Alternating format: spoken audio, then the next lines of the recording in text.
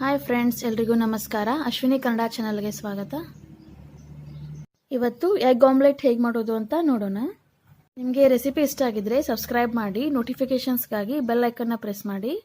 ಇದಕ್ಕೆ ಬೇಕಾಗೋ ಇಂಗ್ರೀಡಿಯೆಂಟ್ಸ್: 2 ಮೊಟ್ಟೆ, 1 ಈರುಳ್ಳಿ ಚಿಕ್ಕದಾಗಿ ಕಟ್ ಮಾಡಿದ್ದೀನಿ, 1 ಹಸಿಮೆಣಸಿನ್ಕಾಯಿನ ಚಿಕ್ಕದಾಗಿ ಕಟ್ ಮಾಡಿದ್ದೀನಿ, 1/4 ಟೇಬಲ್ ಸ್ಪೂನ್ ಉಪ್ಪು, 1 ಸ್ಮಾಲ್ ಟೊಮೆಟೊ ಚಿಕ್ಕದಾಗಿ ಕಟ್ ಮಾಡಿರೋದು, 1/4 ಟೇಬಲ್ ಸ್ಪೂನ್ ಅರಿಶಿನ, ಎಣ್ಣೆ, ಸ್ವಲ್ಪ ಕೊತ್ತಂಬರಿ ಸೊಪ್ಪು, 1 ಚಿಕ್ಕ ನಿಂಬೆಹಣ್ಣಿನ ತುಂಡು. ಬನ್ನಿ ಹೇಗೆ ಮಾಡೋದು ಅಂತ ನೋಡೋಣ. ಒಂದು ಅಗಲವಾದ ಬೌಲ್ ತಗೊಳ್ಳಿ. ಅದಕ್ಕೆ ಚಿಕ್ಕದಾಗಿ ಕಟ್ ಮಾಡ್ಕೊಂಡಿರೋ ಈರುಳ್ಳಿ ಹಾಕಿ, ಚಿಕ್ಕದಾಗಿ ಕಟ್ ಮಾಡ್ಕೊಂಡಿರೋ ಹಸಿಮೆಣಸಿನ್ಕಾಯಿ ಹಾಕಿ, ಸ್ವಲ್ಪ ಟೊಮೆಟೊ, 1/4 ಟೇಬಲ್ ಸ್ಪೂನಷ್ಟು ಉಪ್ಪು, 1/4 ಟೇಬಲ್ ಸ್ಪೂನಷ್ಟು ಅರಿಶಿನ, ಸ್ವಲ್ಪ ಕೊತ್ತಂಬರಿ ಸೊಪ್ಪು, 2 ಮೊಟ್ಟೆ ಹಾಗೆ ಸ್ಪೂನಿಂದ ಎಲ್ಲ ಚೆನ್ನಾಗಿ ಮಿಕ್ಸ್ ಮಾಡಿ.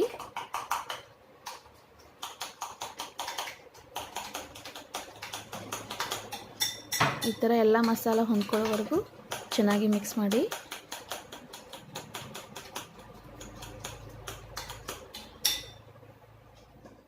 ಒಂದು ಪ್ಯಾನ್ ಬಿಸಿ ಮಾಡಿ, ಕೆಳಗಡೆ ಒಂದು ಅರ್ಧ ಟೇಬಲ್ ಸ್ಪೂನ್ ಎಣ್ಣೆ ಹಾಕಿ ಎಣ್ಣೆನ ಸ್ಪ್ರೆಡ್ ಮಾಡಿ.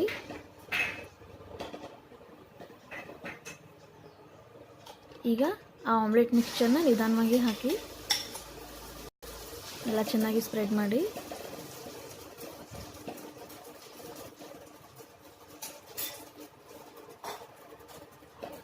ಮೇಲ್ಗಡೆ 1-2 ಡ್ರಾಪ್ಸ್ ಎಣ್ಣೆ ಹಾಕಿ